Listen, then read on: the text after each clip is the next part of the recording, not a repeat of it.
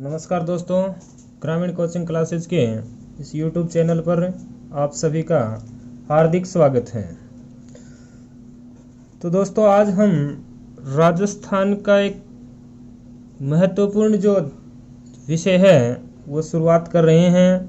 वो है हमारी राजस्थान की कला और संस्कृति। तो राजस्थान की कला एवं संस्कृति, राजस्थान की कला एवं संस्कृति। राजस्थान की कला और संस्कृति में हम पहला जो टॉपिक है हमारा वो शुरू कर रहे हैं, और वो है राजस्थान के लोक देवता। तो हमारा जो आज का जो विषय है वो है राजस्थान के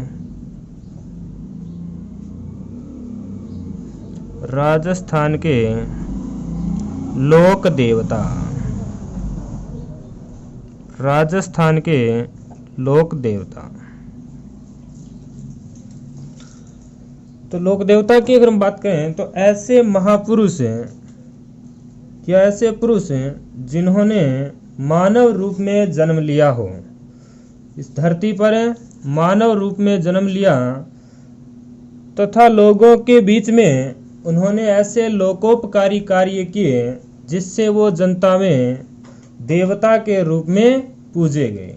लोकोपकारी कार्य जैसे भेदभाव को मिटाना, छुआछूत को खत्म करना, या असामाजिक गतिविधियां हैं उन पे रोक लगाना, उसके साथ ही गौ रक्षा जैसे महत्वपूर्ण कार्य किए। तो ऐसे महापुरुष लोक देवता कहलाए। तो लोक देवता में हम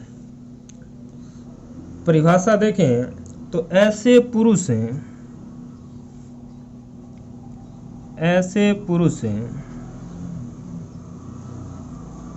जो मानव रूप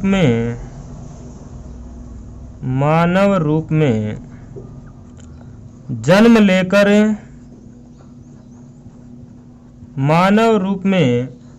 लेकर लोकोपकारी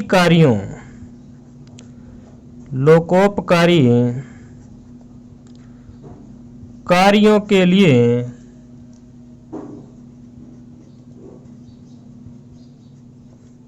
जनता में देवता के रूप में पूजे गए। जनता में देवता के रूप में पूजे गए। ऐसे महापुरुष लोक देवता कहलाए। तो ऐसे पुरुष जिन्होंने मानव के रूप में जन्म लिया लेकिन अपने लोकोपकारी कार्यों के कारण वो जनता में या लोगों में देवता के रूप में पूजे गए। हिंदू धर्म में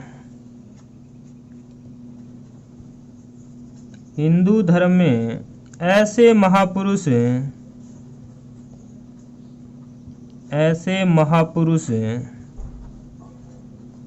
लोक देवता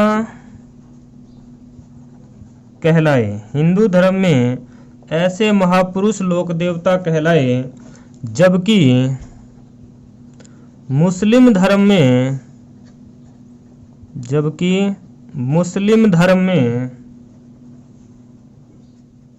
ऐसे महापुरुष पीर समझकर पूजे गए। जबकि मुस्लिम धर्म में ऐसे महापुरुष पीर समझकर पूजे गए। तो हिंदू धर्म में ऐसे महापुरुष लोक देवता कहलाए, जबकि मुस्लिम धर्म में ऐसे महापुरुष पीर समझकर उनकी पूजा की गई। तो 5 ऐसे लोक देवता हुए जिनको हिंदू व मुस्लिम दोनों धर्मों ने पूजा, वो पंच पीर कहलाए। तो राजस्थान के लोक देवता में पहले हम पढ़ते हैं पंच पीर यानी 5 ऐसे लोक देवता जिनको हिंदू व मुस्लिम दोनों धर्मों में पूजा गया। 5 ऐसे लोक देवता जिनको हिंदू व मुस्लिम दोनों धर्मों ने पूजा। हिंदू व मुस्लिम दोनों धर्मों ने पूजा। तो ऐसे 5 लोक देवता पंचपीरे कहलाए। तो 5 ऐसे लोक देवता जिनको हिंदू व मुस्लिम दोनों धर्मों ने पूजा है वो पंचपीरे कहलाए। राजस्थान के जो पंचपीर हैं, 5 जो लोक देवता जिन्हें हम ट्रिक से पढ़ें तो गोपा मेहरा, गोपा मेहरा यानी पहले हैं गोगाजी चौहान, गोगाजी चौहान वंश से। दूसरे हमारे जो पंचपीर हैं वो हैं पाबूजी राठौड़, पाबूजी राठौड़। मेहाजी मांगलिया,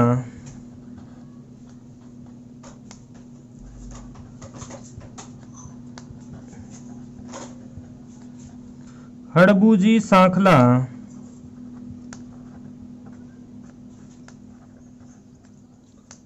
हड़बूजी सांखला।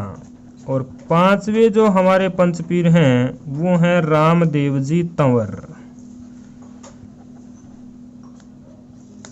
रामदेव जी तंवर। तो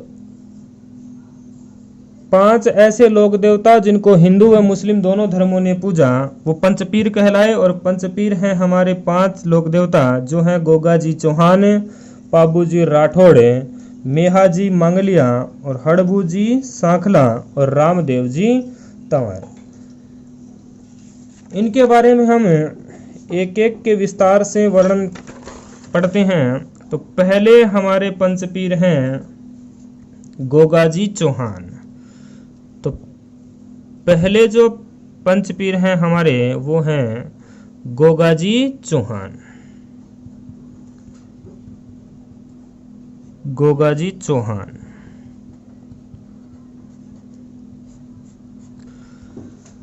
गोगाजी चौहान का जब हम सामान्य परिचय देखें तो इनका सामान्य परिचय, सामान्य परिचय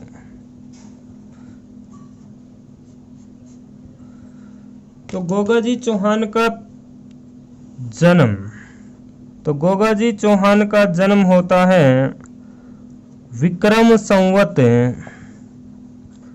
1003 में ददरेवा चूरू,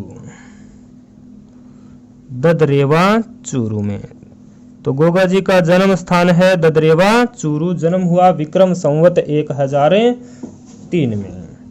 इनके पिता का नाम, तो गोगाजी के पिता का नाम था जेवर सिंह चौहान,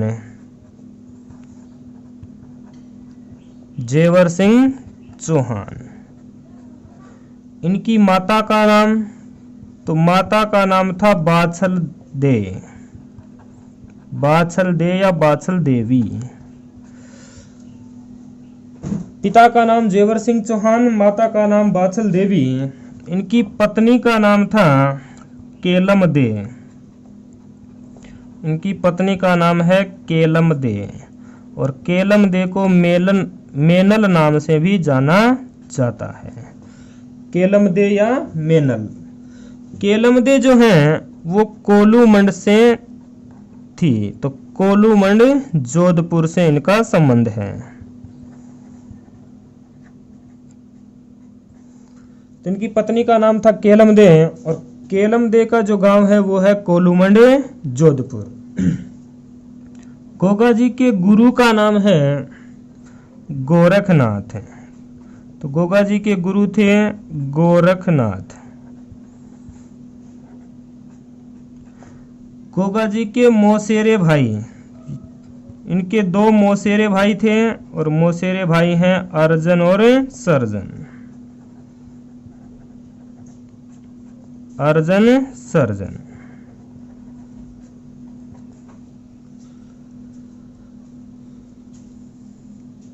तो इनके मौसेरे भाई थे अर्जन और सर्जन। गोगा जी के पास एक घोड़ी थी जिन पे ये सवारी करते थे, तो उन घोड़ी का नाम था गोगा बप्पा। गोगा बप्पा, या इन्हें इसे ही कहते हैं नीली घोड़ी। गोगा बप्पा या नीली घोड़ी। तो ये था गोगा जी के बारे में सामान्य परिचय कि उनका जन्म हुआ विक्रम संवत 1003 ददरेवा चूरू में। पिता थे जेवर सिंह चौहान। इनकी माता का नाम था बाछल देवी। इनकी पत्नी थी केलम दे जो कोलूमंड जोधपुर की थी। गुरु थे गोरखनाथ और मौसेरे भाई थे इनके अर्जन व सर्जन। इनकी घोड़ी का नाम था गोगा बप्पा। सामान्य परिचय के बाद उपनाम कि गोगा जी को और किन किन नामों से जाना जाता है या किन किन नामों से ये प्रसिद्ध हैं, तो इनके उपनाम। तो गोगा जी को मुख्य रूप से गोरक्षक देवता, इन्हें कहा जाता है गोरक्षक देवता। इन्हें ही कहा जाता है सांपों के देवता। सांपों के देवता। इन्हें ही कहा जाता है जिंदा पीर। जिंदा पीर। और इन्हें ही कहा जाता है जाहर पीर। जाहर पीर। और जाहर पीर नाम इनको दिया मुस्लिम आक्रांता महमूद गजनवी ने। महमूद गजनवी ने कहा।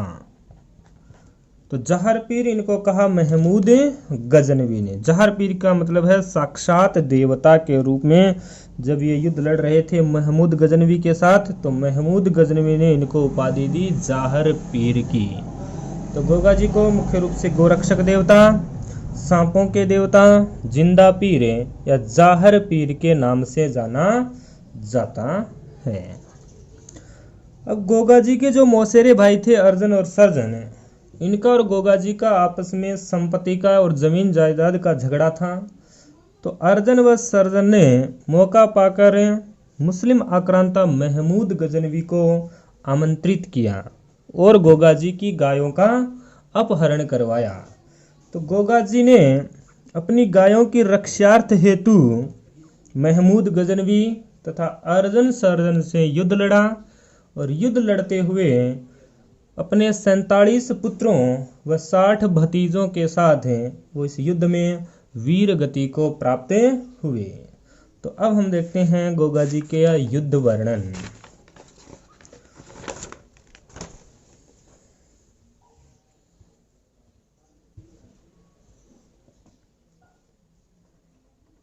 युद्ध वर्णन।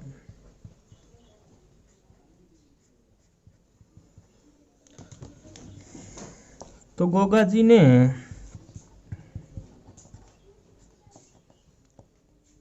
गायों की रक्षार्थ हेतु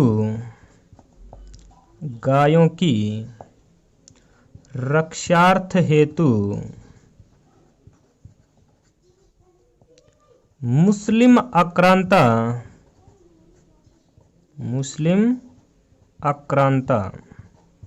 या मुस्लिम आक्रांता महमूद गजनवी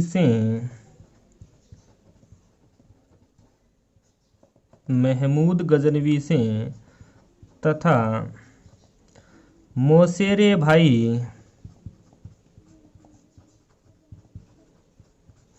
अर्जन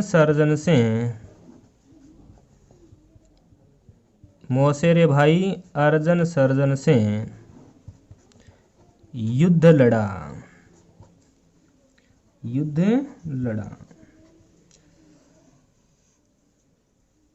तथा लड़ते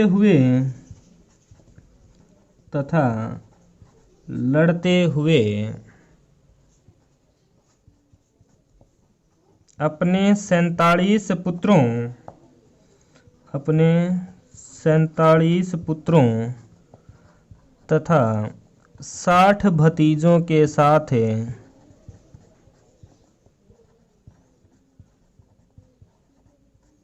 वीर गति को प्राप्त हुए। वीर गति को प्राप्त हुए। तो गायों के रक्षार्थ वे लड़ते हुए वीर गति को प्राप्त हुए। और इस युद्ध में महमूद गजनवी ने गोगा जी को जाहर पीर की उपाधि दी। तो अपने 47 पुत्रों व 60 भतीजों के साथ इस युद्ध में लड़ते हुए गोगा जी वीर गति को प्राप्त हुए। इस युद्ध में गोगा जी का जो शरीर था वो 2 भागों में बंट गया। या लड़ते हुए जब वो वीर गति को प्राप्त हुए तो उनका शरीर 2 भागों में विभक्त हो गया। शीश और धड़, यानी शीश धड़ से अलग हो गया। और बिना शीश की धड़ को कबंध भी कहते हैं। कबंध। तो गोगा जी जब महमूद गजनवी से युद्ध लड़ रहे थे तो लड़ते हुए जब वीर गति को प्राप्त हुए तो उनका शीश और धड़ दोनों क्या हो गए? अलग अलग हो गए। शीश जहां गिरा वो स्थल था ददरेवा चूरू। उनका शीश गिरा ददरेवा चूरू। और उनकी धड़ जब गिरी वो था गोगा मेड़ी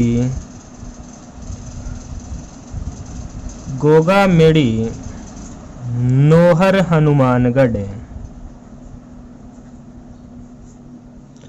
गोगा मेड़ी नोहर हनुमानगढ़।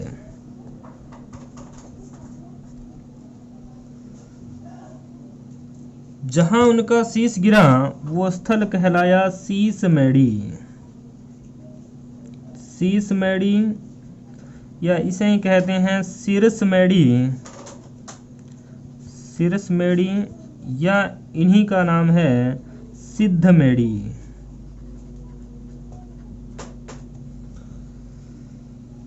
तो शीश जहां पे गिरा गोगा जी का वो स्थल कहलाया शीश मेड़ी, सिरस मेड़ी या सिद्ध मेड़ी। और वो स्थल स्थित है ददरेवा चूरू में। धड़ या कबंध जहां गिरा वो स्थल था गोगा मेड़ी नोहर हनुमानगढ़।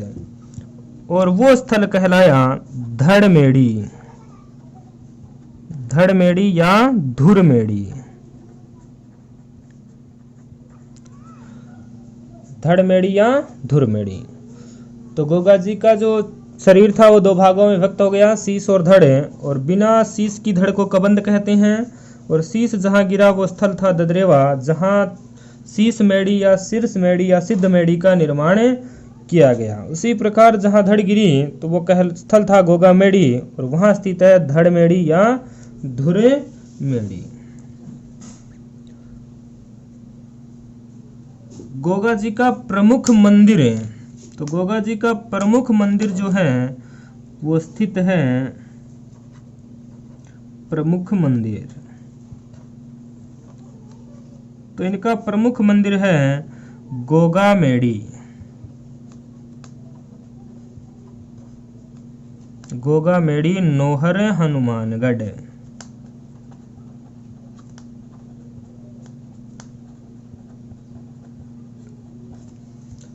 तो गोगा जी का प्रमुख मंदिर है गोगा मेड़ी नोहर हनुमानगढ़।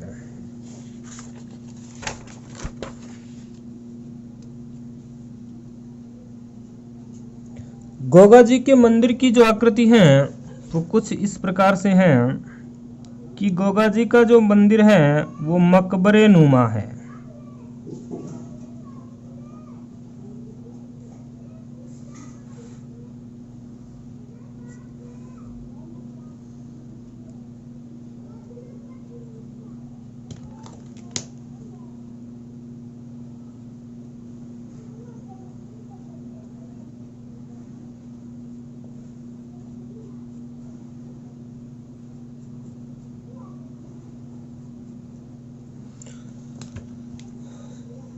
तो गोगा जी का जो मंदिर है वो है, उसकी आकृति है मकबरे नुमा। तो मकबरे नुमा मंदिर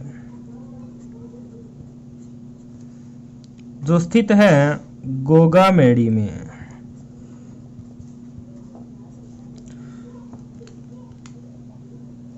गोगा मेड़ी का जो निर्माण है वो करवाया था फिरोज शाह तुगलक ने। फिरोज शाह तुगलक।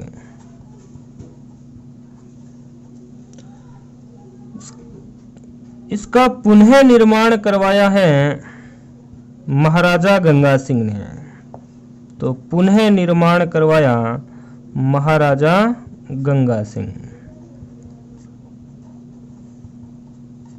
इसका निर्माण करवाया फिरोज शाह तुगलक ने और पुनः निर्माण करवाया है महाराजा गंगा सिंह ने। ये जो गोगा मेड़ी जो है वो हिंदू प्लस मुस्लिम दोनों शैली में निर्मित है।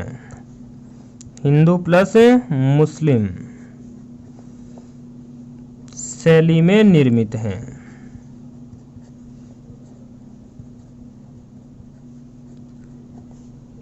गोगा मेड़ी के प्रमुख प्रवेश द्वार पे लिखा है बिस्मिल्लाह। बिस्मिल्लाह नाम अंकित है प्रमुख प्रवेश द्वार पे।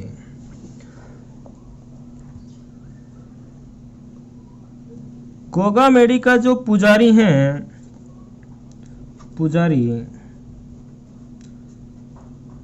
वो 2 पुजारी हैं, एक माह के लिए और एक पुजारी है 11 माह के लिए। 1 माह के लिए हिंदू पुजारी, जबकि 11 माह के लिए कायम खानी मुस्लिम, कायम खानी मुस्लिम पुजारी जो कि चायल कहलाता है। तो 1 माह जो हिंदू पुजारी है वो रहता है भाद्रपद माह में, भाद्रपद माह में, जबकि बाकी 11 माह जो पुजारी होता है वो होता है मुस्लिम धर्म से कायम खानी। तो ये था गोगा मेड़ी। तो गोगा मेड़ी की आकृति है मकबरे नुमा, जिसके प्रमुख प्रवेश द्वार पे नाम लिखा है बिस्मिल्लाह। गोगा मेड़ी का निर्माण करवाया है फिरोज शाह तुगलक ने और उसका पुनः निर्माण करवाया है महाराजा गंगा सिंह ने। यह हिंदू और मुस्लिम दोनों शैलियों से निर्मित है और इसके पुजारी हैं वो 2 प्रकार के हैं, हिंदू पुजारी और मुस्लिम पुजारी। 1 माह के लिए हिंदू पुजारी जबकि 11 माह के लिए मुस्लिम पुजारी होता है। मंदिर के बाद इनका एक छोटा मंदिर है जिसे हम ओल्डी कहते हैं। तो गोगा जी की ओल्डी यानी झोंपड़े नुमा छोटा मंदिर है। गोगा जी की ओल्डी वो स्थित है सांचौर जालोर में। सांचौर जालोर।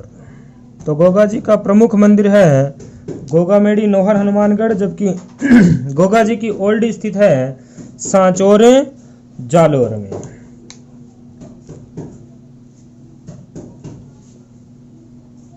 प्रमुख मेले की हम बात करें तो गोगा जी का प्रमुख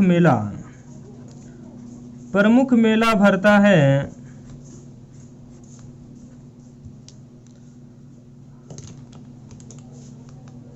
भाद्रपद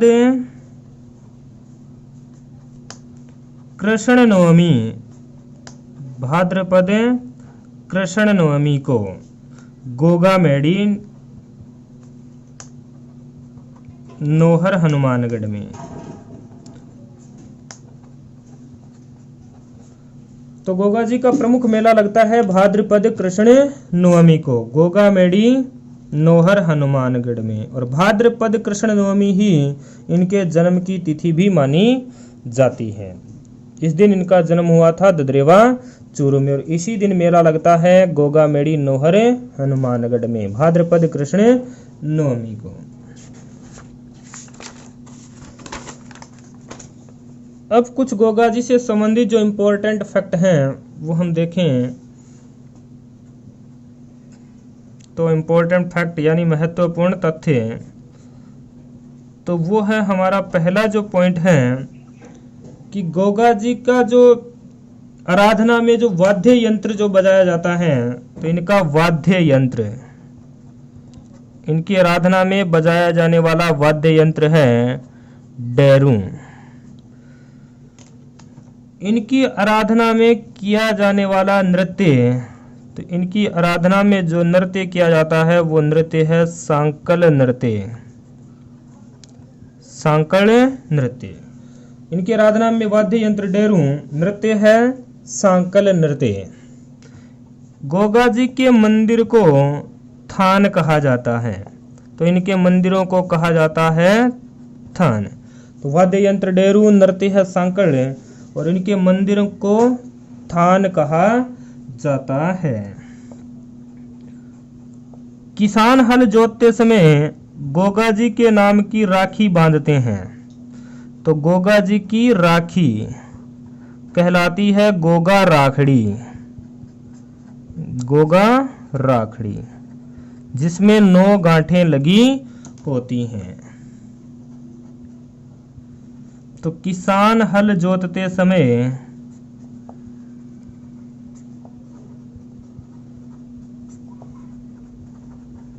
गोगा जी के नाम की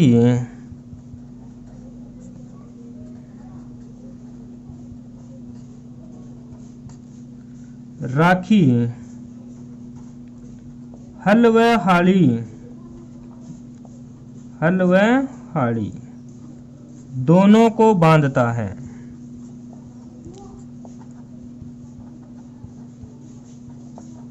जिसे गोगा राखड़ी कहते हैं, जिसे गोगा राखड़ी कहते हैं।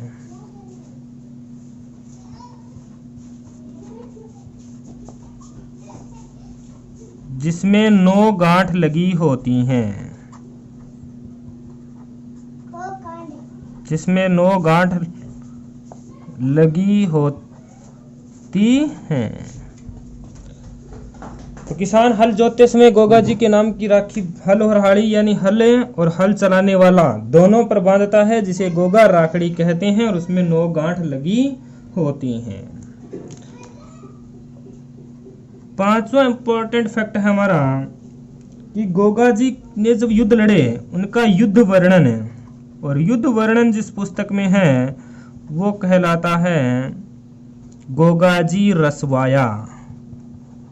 गोगा जी रसवाया, जो लिखा गया था कवि मेह द्वारा। गोगा जी रसवाया कवि मेह द्वारा रचित, कवि मेह द्वारा रचित।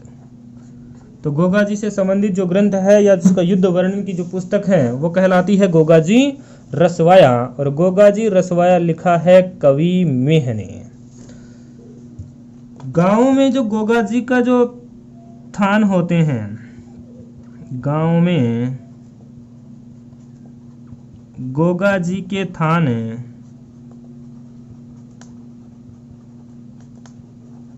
खेजड़ी वृक्ष के नीचे होते हैं। खेजड़ी वृक्ष, कल्प वृक्ष या समी वृक्ष उनके नीचे स्थित होते हैं। गांव में गोगा जी के थान खेजड़ी वृक्ष के नीचे तथा पत्थर पर सर्प की आकृति उत्कीर्णित होती है। सर्प की आकृति उत्कीर्ण होती है। तो गांव में गोगा जी का थान है वो खेजड़ी वृक्ष के नीचे होता है और पत्थर होता है, और उस पत्थर पर सर्प की आकृति उत्कीर्णित होती है, और वहां पर गोगा जी की आराधना की जाती है। तो ये थे गोगा जी चौहान, हमारे पहले पंचपीर। बाकी का पढ़ेंगे हम नेक्स्ट वीडियो में। तो इसे ज़्यादा से ज़्यादा आप शेयर कीजिए, लाइक कीजिए और चैनल को सब्सक्राइब भी कीजिए। धन्यवाद।